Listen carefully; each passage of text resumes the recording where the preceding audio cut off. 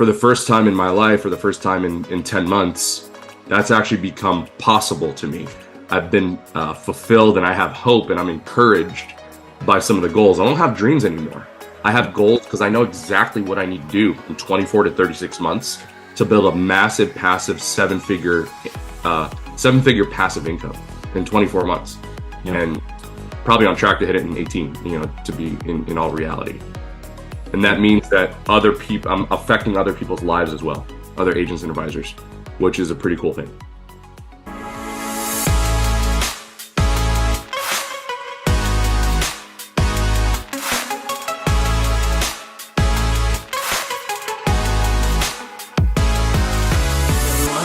Welcome to episode 2 of the Valoram Group podcast. And today I have with me a stud, Mr. Jon Mall, or as we like to call him, Darth Mall.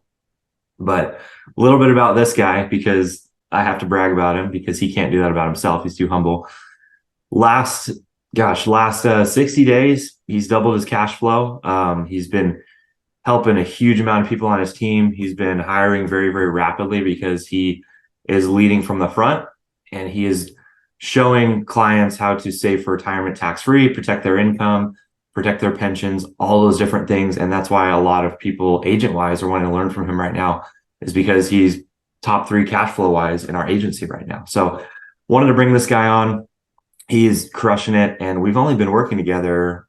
How long has it been now? Since January? Yep. Less than a year. So less than a year. And I think you can agree a lot has changed in a year for you and us as well too, man. So kind of just the format for today, just so we're all on the same page, is we're going to go over a few things that Jon's doing in his business right now that some of you guys who are in the agency or just in other agencies and feel like you're struggling getting to where you want to go. We're going to give you guys some advice on what he's been doing to help step up his own business as well too. So Jon, happy to have you, man. Thanks for hopping on. Yeah, David, thanks for having me. I know how busy you are, and I know how much you help the agency and how much you do. So, we really appreciate you, me and my family, and also the agency. Absolutely, man. Well, kind of tell us a little bit. We'll start with your story, I think. I mean, the biggest thing, I think a lot of agents come from some background of being at different agencies or different careers prior to this. So can you kind of just tell us a little bit about what your story was when you entered into the industry, and what did that really look like in the beginning? Yeah, sure. So I actually grew up on the East Coast. I grew up in Philadelphia, so huge Sixers fan, Eagles fan till I die. I'm here in SoCal now. I moved for a girl. I moved about 10 years ago. She's now my wife. We have a beautiful daughter. So I guess it's working out, even though daily we put work in, right? But I'm super grateful just to be here in Southern California and just to meet the people that I did. So I have immigrant parents. My mom's from the Philippines. My dad's from Pakistan, and my dad is an accountant, vice president, controller, pretty successful in his field. My mom's been a nurse for 43 years, retired 3 years ago, 2 back injuries later. I mean, she was like, "Jon, you're going to be a nurse." And I'm like, "No, Mom, I'm never going to be a nurse. Give it up."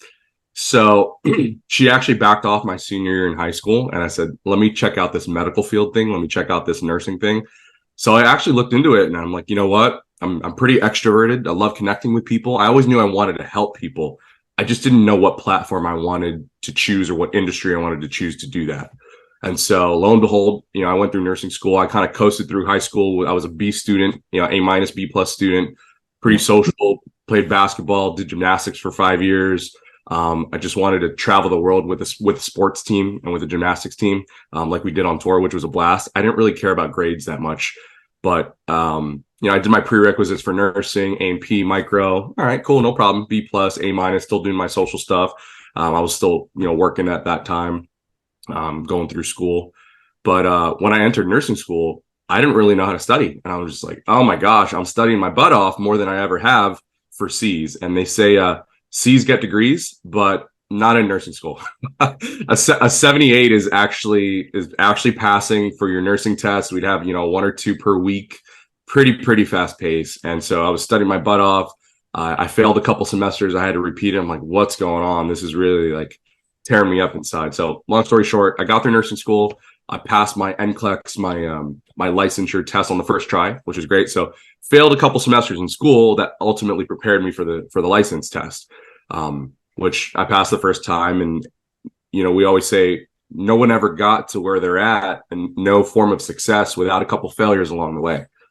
So started working as a nurse, got hired as a nurse extern in Philadelphia. This patient was about to stab herself with 30 units of insulin. And for those of you who don't know, that's not a lot. That's not a little bit of insulin. That's a lot of insulin. She didn't have her glasses on. And in the hospital, all the nurses are supposed to give the medications. And as a nursing student, I caught her. I'm like, no, don't do that. Don't reach in your purse and give yourself medication. Let us do that for you. And so the charge nurse saw me as a nursing student. She's like, oh my gosh, you just saved that lady's life potentially. Would you like a job here? I'm like, yes, please don't forget me in 6 months. So she hired me on. And I said, I'm so sorry. I love you guys. Thanks for training me. I'm moving to California for a girl. So moved to California. Was making 80K right out of the gate. 90K on night shift. Life was pretty good. I slept like a baby after night. I would sleep all during the day. I'd live with my cousin. My cousin's like, hey man, just come move out here with me in California. I have a 3-bedroom house all to myself. You don't have to pay rent. Like, don't even worry about getting a job. Just come here and hang out. I'll help culture and nurture your relationship with my girlfriend at the time, who's now my wife. And I'm forever grateful for my cousin. Just giving me some peace and less stress as I kind of moved cross country. So eventually I was working as a nurse, night shift, wanted more things, wanted a nicer car, wanted to go on more vacations. I wanted to keep up with the Joneses with my coworkers. They had nice shoes, they had nice purses. They just had nice stuff. And the way that they afforded that was more overtime shifts. So going to Cabo, $2,000, $5,000, $10,000. They're like, okay, that's 6 shifts. That's 8 shifts. I could do that, bang that out and be off for 3 weeks. So 6 12-hour shifts in a row in the ICU, 8 12-hour shifts in a row, and then 3 weeks of vacation, 5 weeks of vacation. That was my mentality. So if I wanted more stuff, I had to work more. And so most nurses are not afraid of hard work. However, time is finite and you can only trade so much time for money, especially with a very physical job, especially being one of the only 2 gentlemen on the unit, helping other female nurses pull up very heavy, very sick patients. I like to work out. I can squat and deadlift 4 plates, but pulling up a 250-pound patient at the hospital, I felt a tweak in my back. I was like, oh man, I don't want to go through what my mom went through. And I was 26 years old at that time. I was like, can't be doing this forever. And so that kind of sparked. I was always an entrepreneur at heart, never a successful one, but that kind of sparked. I need to do something different, especially if I want to build a family and build an empire and build a lifestyle that I can not only have big money, but have big time to enjoy it as well. Yep. So what originally got you into the financial industry from nursing? Yeah, great question. So from nursing, I actually was recruited and hired into the financial industry by another nurse. And so another nurse on Instagram that I didn't know, cold market, talked to me, reached out to me about nurses making passive income. And I was like, well, hang on. I know there's active income, which we trade our time and money for. I know there's portfolio income, our 401k, 403b. But passive income, that's always a buzzword to me. And automatically I thought of real estate. And so what I didn't realize at the time is most passive income, it's got to start as active income. You got to put a little bit of work to receive those dividends or whatever the case may be. And so I was recruited by another nurse into the financial industry, sold the dream. And I was just like, oh man, this business is awesome. Only 1 or 2 applications by helping people that I know and helping my coworkers, helping my family with retirement, helping them with insurance, helping them with investments, helping them with debt. I've always liked money. I've always liked the money industry and the talks of money and how money worked. I was very fascinated by it. And so I was like, yeah, this is a natural fit. So I actually got licensed. I was working 3 nursing jobs at the time. And so I was you could say I was a little busy. I was a little busy, but I've always been pretty ambitious. I've always been motivated, and I was inspired by, hey, in 3 to 5 years, you could be financially free if you run this system properly the correct way. I was like, oh, that's awesome. I want to give it a shot. So that was kind of my intro in January 2019 into the financial industry services. Yep. Financial services industry. So that's been what, about 4 years now? Mm-hmm. All right. Yeah. I forget that it's almost been, same amount of time for us. That's crazy. You were a couple months before me. Awesome. Mhm. So when you started, I know you said it's been about 4 years now, and we've been working together almost a year. It's crazy that it's flown by that quickly. What do you feel like was the initial kind of dream or goal that you had? And what do you feel like prevented you from hitting that where you were at currently or with what you guys were doing previously? Yeah, I'm super grateful for where I started, where I got licensed. That just introduced me to products and services. It introduced me to, I've been in sales before, but it just a new level of sales. But we always said we're not really selling anything, especially when we're helping people and helping people with things that they need. So I never really felt like I was a salesman, because the products and services kind of sell themselves. They kind of make sense. The biggest part was trust and credibility. And I already kind of knew that I had that with a lot of people in my warm market. Maybe that's due to my parents being immigrants. Maybe that's due to my faith-based background. But I just always believe in treating people right and helping people and just do the right thing for them. And it always comes back around. So, yeah, I think you were asking what I feel kind of prevented me from hitting some of my goals starting off. Mhm. We started off in a recruiting type model, and it was a recruit first type model, and then produce or put a sale or put a policy or an account in place for clients. The issue with that, what I found is that it was just kind of a hamster wheel and a treadmill of endless recruiting and there's nothing wrong with hiring or recruiting. I think the downfall for that for me personally was, hey, be recruited into my industry, into my agency. Well, what are you recruiting me into? What's the qualifications? Well, you have to get licensed, and I'm going to teach you how to be a millionaire. Great. How do you become a millionaire? Oh, that's easy. This plan, this plan, this plan. Awesome. Have you made $1 million yet, John? No, but I'm almost there, and we can get there together. Have you made seven? About to be. About to be. So we would always talk about our next 3 promotions. Where are you at title wise? I'm about to be a nurse. Oh, really? Yeah, I just failed a couple semesters first, but I'll get there. I'll get there. And there's nothing wrong with belief or mindset, and that's super important in any type of business, self-development. But John, are you making 6 figures yet? No, not making 6 figures. Well, how much did you make last month? I made 12K last month. Oh, great. It's pretty awesome. Can you do it again? Yeah, I did it 2-3 months in a row. Can you do it every single month? I don't know. The people that I'm hiring, the people that I'm recruiting, they don't really have a work ethic. They don't really want to get licensed. They don't really want to introduce the business to other people, let alone products and services. So it was a model that we worked pretty hard at, but just a lot of fall off and a lot of not retention and a lot of model that didn't work per se for myself or for my team at the time. Mm-hmm. So it sounds like it was more recruit first and then figure out how to do it later. So there might have been this, correct me if I'm wrong, but almost like a tension of no one else that was kind of teaching you how to do what you were supposed to be doing. No one else had really done it themselves yet, by the sound of it. I mean, I'll give credit where credit's due. I had some amazing trainers. And so there were some people that were really great trainers in our office about products and services, about different indexes, about how different policies worked, about how compound interest works. And so I had some pretty good training that, like I said, credit due where, credit's deserved. But the majority of not only our office, but the majority of our cousin offices and the majority of our whole company was you don't know what you don't know. And we only knew this until I left and stepped out into the independent space.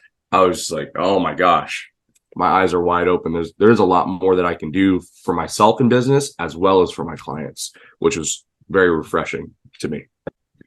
Let's talk about that a little bit more. I think the overarching theme, you can probably agree or disagree with me if you need to on this, but our whole model is become a producer first, learn how to service a client, how to help them to the best of your ability, and get to a certain level of excellence or standard where you are able to teach people. So there's actually value being brought to your agents, right? So can you kind of speak of how that model for you has changed just your personal kind of business and life in the last, gosh, what has it been?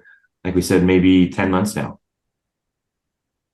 Yeah, I mean, it's just kind of wild. I had a long talk with my CPA yesterday, and he's like, "Dude, I think that's awesome. Some of the stuff you did, but he's like, you should have contacted me 4 or 5 months ago." He's like, "It's October, and that's cool and all," but he was like, "Dude, I'm trying to save you from paying a lot of taxes." So it's kind of a good problem to have, when you're making money and when you're making multiple five figures a month. We always say being a producer first and 20K a month lifestyle gives you the moral authority, not only to help other agents, but gives you the moral authority to not chase clients. Gives you the moral authority to you just have a different swag. You just have a different energy. And I used to say, I know what it's like to not have an emergency fund, and I know what it's like to have a fully fledged emergency fund. I also know what it's like to not be a minimum 20K a month producer. And I know what it's like to be a 20K a month producer. I mean, thank God, I haven't been below 30K a month since before January, since, right out the gate, starting on a pretty fast start, if you will. So I'm just very blessed and grateful and humbled. Some people's flex might be a Lambo, which is awesome. I think Lambos are great. I don't like stooping down that low. I think they look great. I think there are certain shoes, Balenciaga or Gucci shoes, that look great on people. I just don't think they look good on my feet. Right. I'm sure I could trick myself into liking the Lambo. I'm sure it'll grow on me every single day in my garage. But my flex really is gutting the carpet of my house. We have a 4-month-old daughter, and she's crawling, like she's starting to crawl. Like, oh my gosh, this girl's ahead of her milestones. But I've been blessed to be a homeowner since 2017, almost 6 years now. But we haven't really upgraded our house. We haven't upgraded our windows, our shutters, epoxy on the garage, carpet, hardwood floor. Do you want to pick the 199 square foot vinyl, or do we want to pick the $3.50 vinyl times 900 square feet? No, let's actually go with that one because it's lifetime warranty, waterproof. We went to Vegas the other day and I'm like, sure, pick out whatever purse you want. I told my wife. And so it's not only a different energy and swag, but it's a different piece. It's just a different peace of mind to be able to have a fully fledged vacation fund that we can guilt-free go on vacation, even though, the agency paid for our amazing qualifiers trip to Cabo. Every single thing was paid for. Every expense was paid for. Pretty nice to say, hey, this is my budget for your purse. Cool. No problem. And I can get credit card points and pay off the credit card in full rather than just carry a balance like I used to do. Yeah. Right? So the lifestyle, I mean, has just been, indescribable. So it sounds like kind of what you're saying is everyone's dream and kind of what they want lifestyle wise is a little bit different. Some people want the Lambos. I mean, I love my cars. That's a passion of mine. Obviously, all the stupid Legos I got is a testament to that. But you have to figure out kind of what that looks like for yourself. So for you, it's time with the family. It's time with the little one, being able to be there for all those moments, not miss the crawling, the walking, the saying daddy first, all that stuff, right? So that's different for everyone, man. And I love that you said that because that just shows what's important to you is important to you, but it might not be to someone else who's a young single guy and, wants tons of cars and money and stuff like that. So I think the other thing that I want to elaborate on, because we haven't touched on this too much, but you were originally focused more on recruiting to sell, to help clients, kind of getting into those markets, right? Can you talk a little bit about, for the people who aren't familiar with this, what it's looked like now that you've added lead sources to your business on top of just warm market? Yeah, absolutely. So in this industry, in financial services and insurance investment industry, the biggest challenge for the majority, in my opinion, the biggest challenge for the majority of advisors is filling your calendar. It's a volume game. If you want to live a certain type of lifestyle, you want to have a certain type of cash flow, have an agency business, it's a volume game. It's really just a volume game. And if you don't know how to fill your calendar consistently, and we were taught that in our previous agency as well, the goal is to recruit and to help those agents in their market. And that's how you fill your calendar. But it was very, very self-centric rather than me helping the agent or helping the client. And that energy I didn't vibe with that as much. It was more reaching. My wife has a theory that in life, in relationships, there's settlers and there's reachers, right? We can discuss that on a different episode. But I know You where know, that's going. are you reaching for your clients, or are you settling for them? Or maybe it's something in the middle. Maybe you're just like, yeah, that's fine. These are the products and solutions based on my assessment of your current scenario. We can increase your situation by 69%, by 37%. You have 80. If you currently do exactly what you're doing, Mr. Jones, from now till retirement, you'll have 80 grand a year in retirement income. Okay. By just potentially reallocating toward account A versus account B, we can increase that by 37%. You're already a pretty good saver. Now, if we can just do it in the most efficient place, we're already increasing clients' income, okay, with already what they're putting out of their pocket. So they're already pretty good with saving. Now we're just doing it in the most efficient place. When it comes to cold market and leads and ways to fill your calendar, there was this stigma in my mind that you have to have a high skill set to sit in front of cold market, or sit in front of leads, or to sit in front of people that you advertise to, whether it's a billboard, whether it's Yelp, whether it's your Instagram, other, lead funnel sources, right? We do it all. I have warm market clients. I have referrals. I have people who hit me up on my social media. And so there's just a difference when people are high intent, when they're reaching out to you and they say, I need help and I know that you can help me. You're a specialized advisor, and I know that you know your stuff. And so, yeah, is it true that you have to have high skill set with leads? Yeah, for sure. But if you have a system, and David, you trained me personally, and it was a simple training, and it wasn't, John, look how much I know, and I'm forever grateful to you. It's not, John, look how much I know, and I'm going to blow you away with my knowledge. It's, hey, all you need is a couple little tweaks, and this is how you can serve the masses. This is how you can help a ton of your clients. And so, for the record, I don't serve the masses. I specialize in healthcare professionals and business owners, because I'm both. My parents are business owners. They were healthcare professionals. I'm also a business owner and a healthcare professional. So that's my specialty. If a lawyer comes to me and says, hey, I need some help with, tax-free retirement accounts, or I need some help with income for life, I'll say, hey, you're probably not my client, but I can probably refer you to somebody that I know that specializes in lawyers. So I have the freedom to do that now without itching and grabbing and saying, yeah, I don't want every single client. So. Absolutely. So it sounds like you still do a lot of warm market, right? Because people reach out to you, they want help. They say, hey, your dad referred me to you, right? Something like that, or a coworker. But you never had the volume of appointments to maybe get where you needed to, cash flow wise, income wise, helping client wise, without the leads that you had kind of currently. So I'm glad that you brought that up of, hey, there's a stigma of leads, because not all leads are created equal. I mean, we're both reading the $100 million leads, right? And a lead is literally just someone you can contact.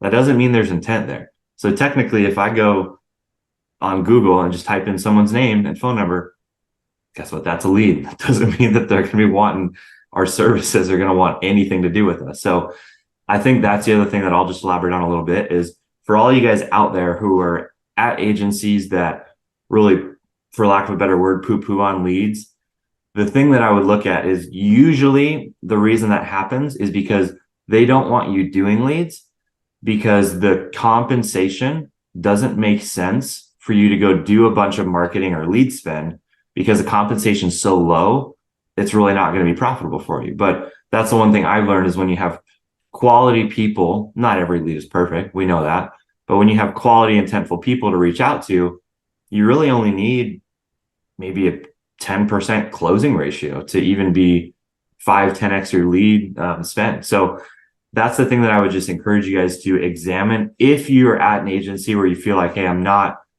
getting the cash flow I want because I don't have a calendar filled, I only have 5 appointments a week because I'm reaching out to family, friends, coworkers. I still love doing that, by the way.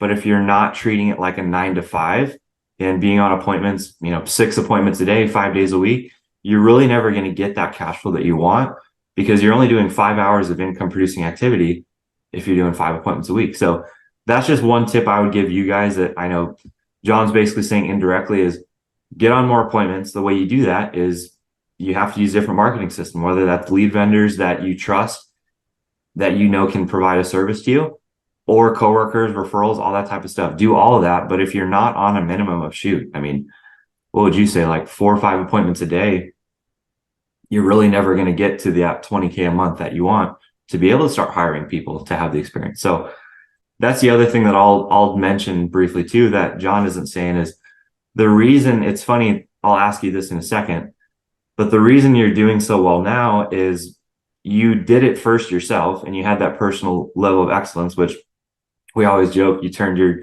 yearly income into your monthly, and then you turned that yearly income into double your monthly, basically, right, over the last couple of months. So could you talk a little bit about what that has looked like, I guess, for you, and how many people reach out to you now, agent wise, of like, hey, I see you're crushing it, I see you're doing this, can I come, work with you, versus how hard that was before to kind of hire agents on board?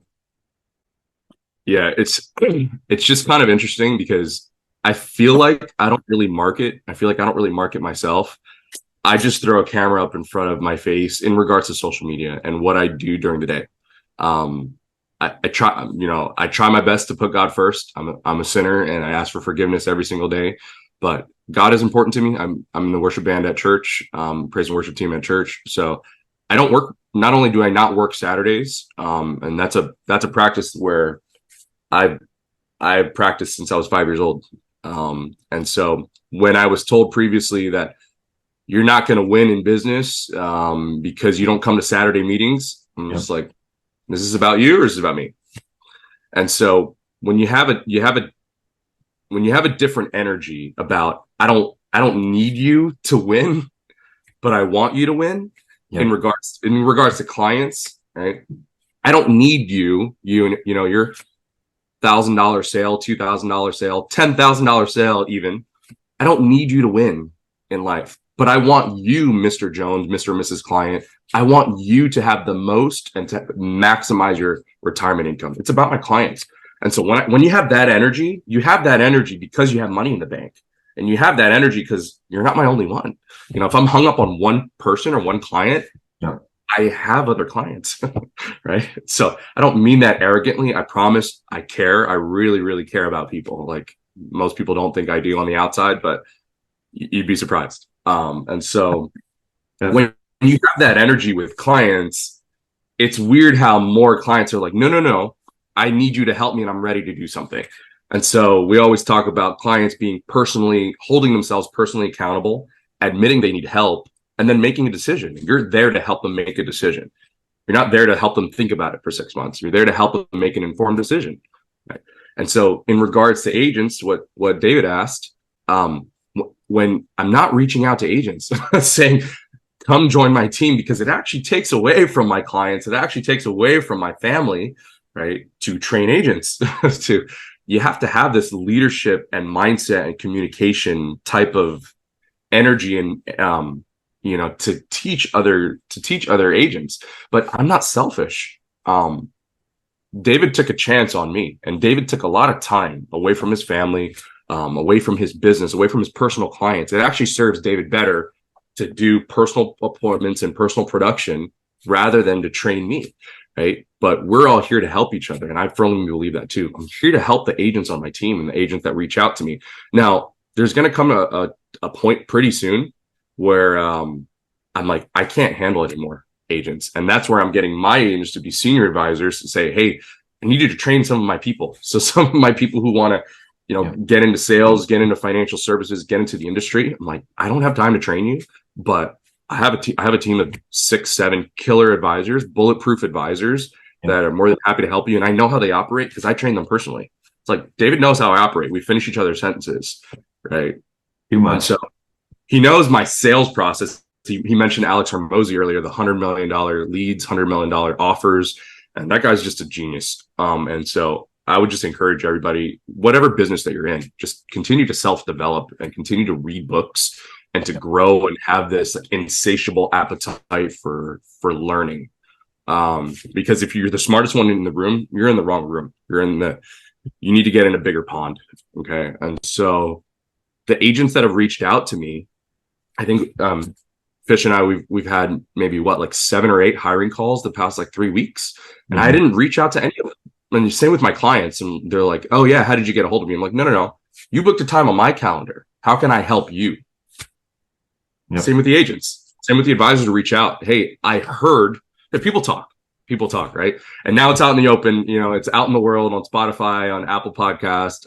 You guys are just going to hear the story and hear how we help different agents and how I was helped, right? So I'm not selfish. I believe that knowledge should be shared. And I believe that wealth should be shared as well, because somebody helped me and somebody helped me create wealth. Somebody helped me not only make money, but how to manage that.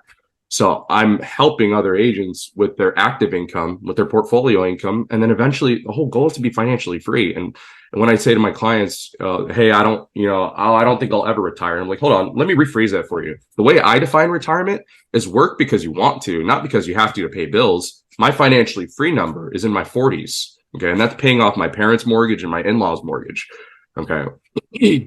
But, I plan to do what I'm doing till I'm 90, till I have dementia, right? Till I got to have my booty wiped or whatever the case may be. Yeah. So I love what I do. I love helping people, not only clients, but I love helping agents too, because it's very fulfilling. It's very fulfilling when somebody overcomes a milestone. It's very fulfilling when somebody changes their lifestyle. It's very fulfilling when I can help, one of my guys spend more time with his wife and his 2 kids. Yeah. That feeling is indescribable. Yeah. And that's what's happening exactly right now with some of your people is they're having this close to having those 20K months. And they're crushing it. And now they're teaching other people because they feel competent and they're cash flowing. Like we talk about the 6 C's, they're cash flowing, they're confident, and they're competent. So they actually can start hiring people where they never felt comfortable before. I mean, we've heard that directly is they didn't feel like they had the competence to be able to hire just because they weren't trained properly. So I think that's just a testament to what you're doing with all your people is the reason you get people reaching out is because you're doing it first, you're competent, and you're cash flowing, and you are showing them, hey, this isn't just a dream. This can be a reality if we just follow some very simple steps and have a system. So I'm excited for your team because I know they're going to be better. They're better than you. They're going to be better than me. They're absolute studs and they don't even know it yet. So the one thing I also want to chat on quickly is what I'm curious.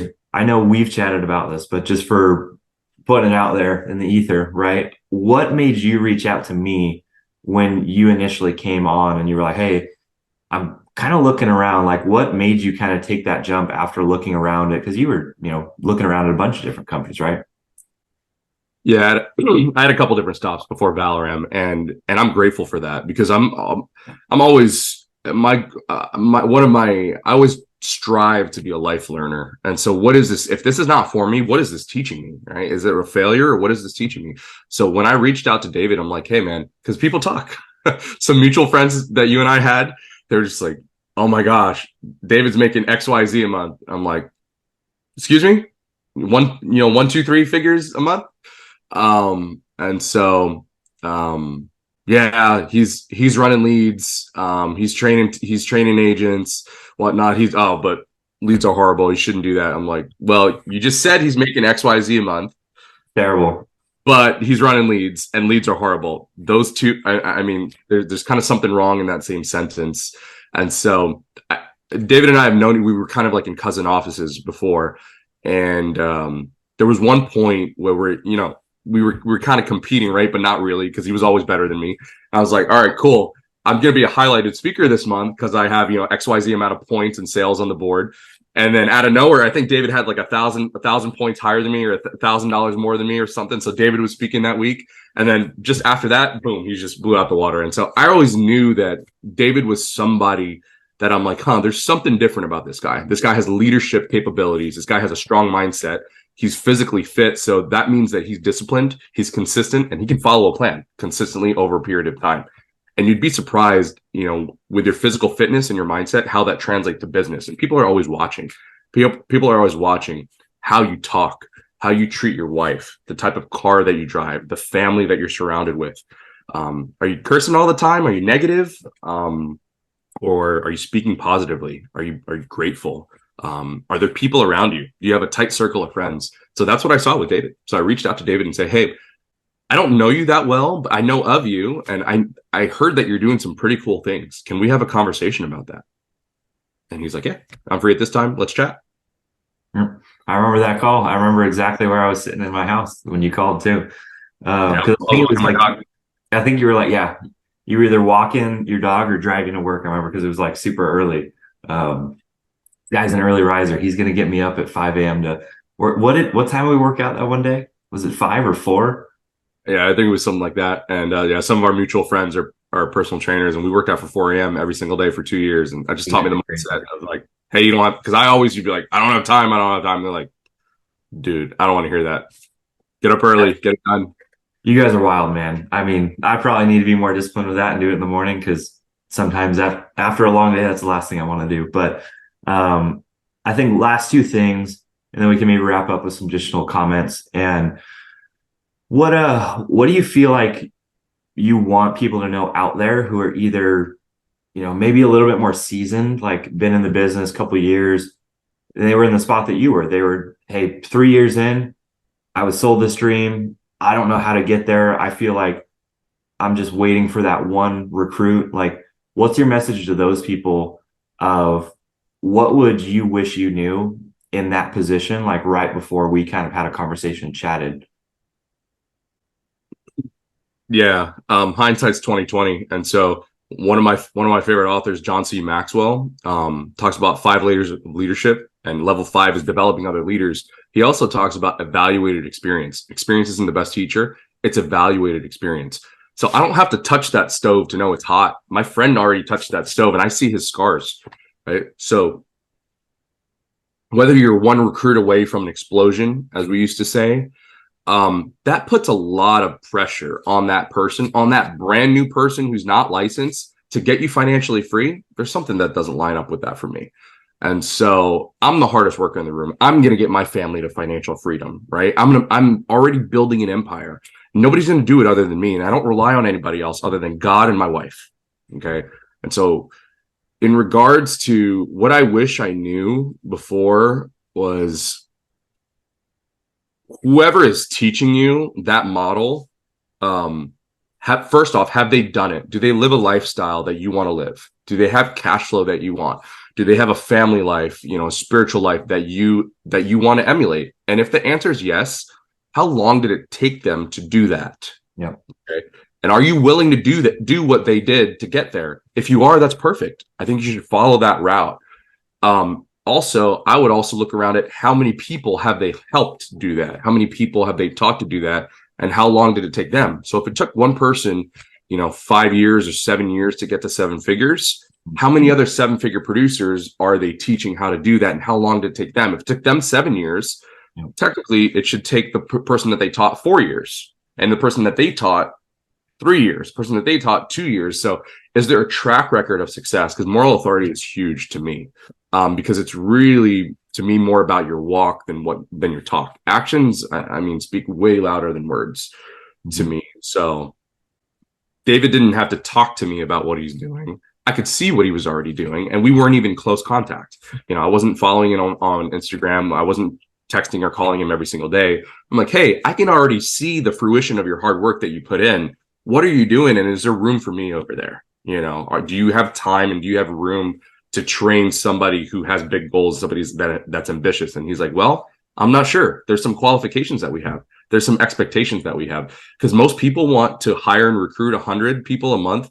Guess what? We're actually letting go of 100 people next month. Yeah, exactly. Like, you guys wouldn't believe me if I told you that, but it actually costs money to have them on our CRM. It actually floods the back office, and we don't have one assistant anymore. We have 3. we need more. Yep. So the 2 minutes that it delays you to do things on the front end, delays our back office 2 hours, and people don't realize that. So like, when I say, hey, you have 60-day probation, like, it's not just, I'm not just blowing smoke up your what. Yep. We actually have expectations, and if we're not providing you value, this is probably not the best place for you, because we expect people to work here. Exactly. I think even too, the thing that you always tell me is like, hey, it's more about who we say no to than who we say yes to. So that's even more important, because the opposite side of the recruiting spectrum is, we came from some companies in the past, and again, it's maybe just like little tiny differences in the model where one little crack kind of makes everything fall apart. But there's other models out there where it's basically whoever gets there first has the highest contract.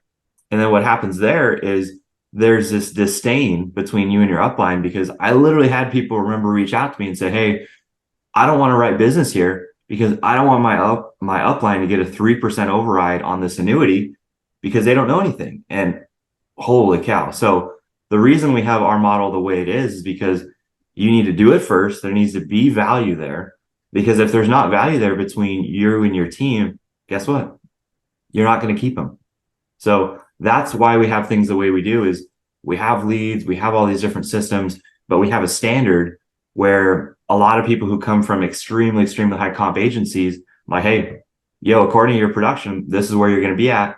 And they don't like that because they're used to being it given to them and not earning it. So that's the one thing I see in this industry a lot is people are saying, man, I have 130 comp. Like, fantastic. What did you make last year? I haven't really been doing much. Got it. So you have this high comp, and what you're telling me is you're not actually cash flowing. So it sounds like you need to actually learn maybe some processes and different systems to get you cash flowing.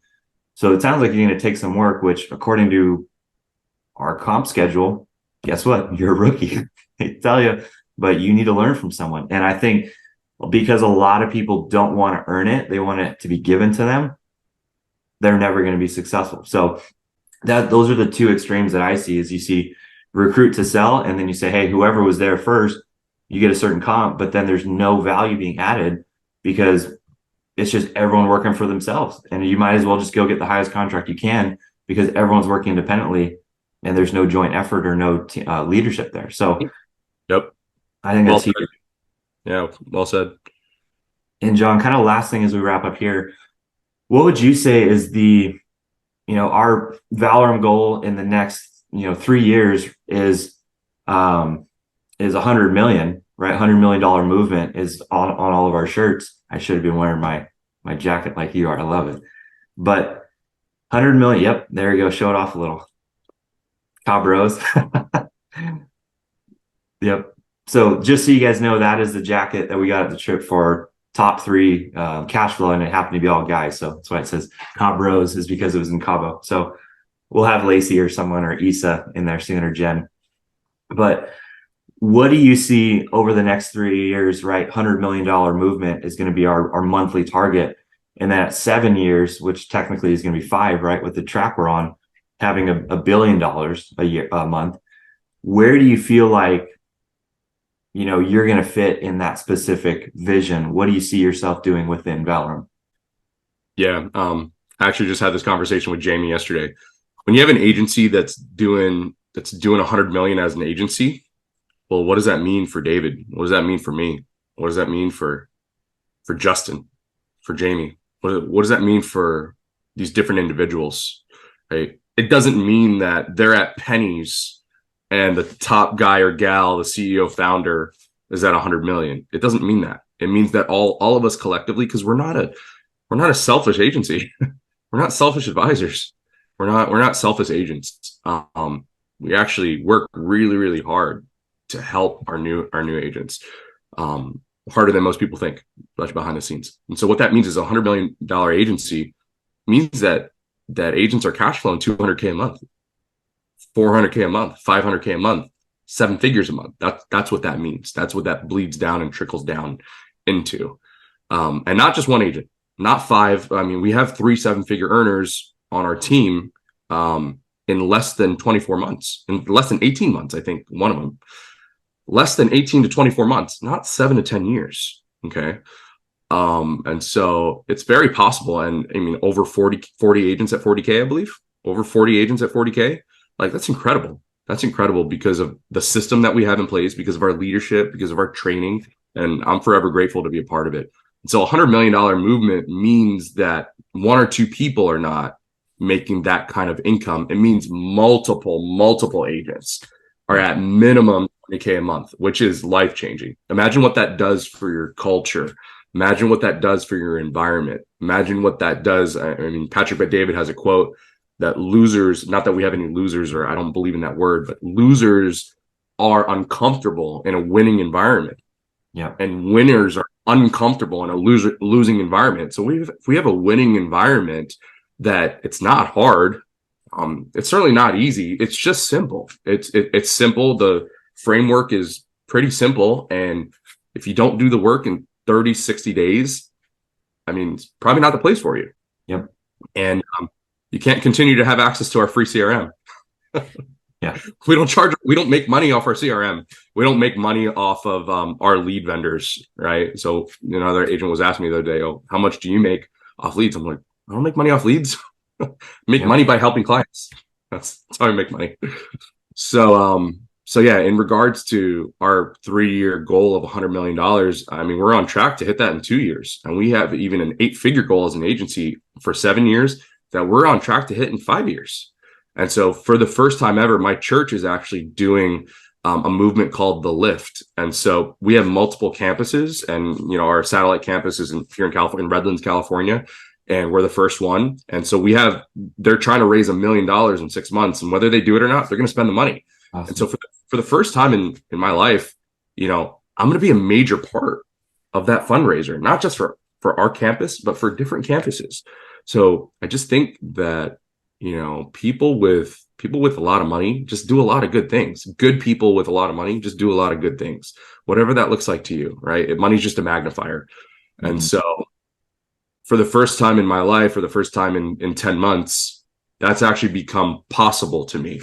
I've been fulfilled, and I have hope, and I'm encouraged by some of the goals. I don't have dreams anymore. I have goals because I know exactly what I need to do in 24 to 36 months to build a massive passive seven-figure passive income in 24 months. Yeah. And probably on track to hit it in 18, to be in all reality. And that means that I'm affecting other people's lives as well, other agents and advisors, which is a pretty cool thing. So that means in the next year, 20 agents making $250,000 a year in your agency. Pretty sweet. Yeah. It's just about other people. It's really about other people. So, yep. And I think a lot of the agents can feel that too from the conversations, at least we have.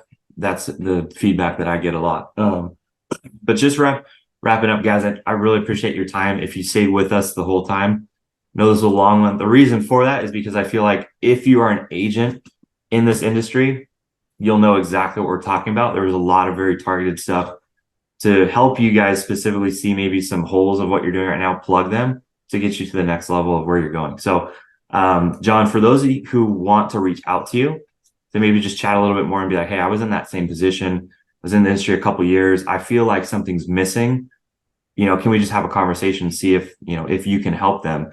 How would agents get in touch with you if they felt that would be helpful for them? Yeah, I think the best way is just Instagram. Right there, you'll see my name. It says Jon Mall. So at the Jon Mall, probably on Instagram is the best way to get a hold of me. Sometimes some of those messages go to the general or the request box, but I check those too every now and then. So just reach out to me on Instagram if there's any way that I can help. Hopefully my story helped and inspired at least one person today. We're just here to help. So, yep. Way too much to go around in this industry to not share the love. So, John, really appreciate your time, man. You're a stud. I'm excited for what you got going on and all the guys that you're training on the team and females as well too.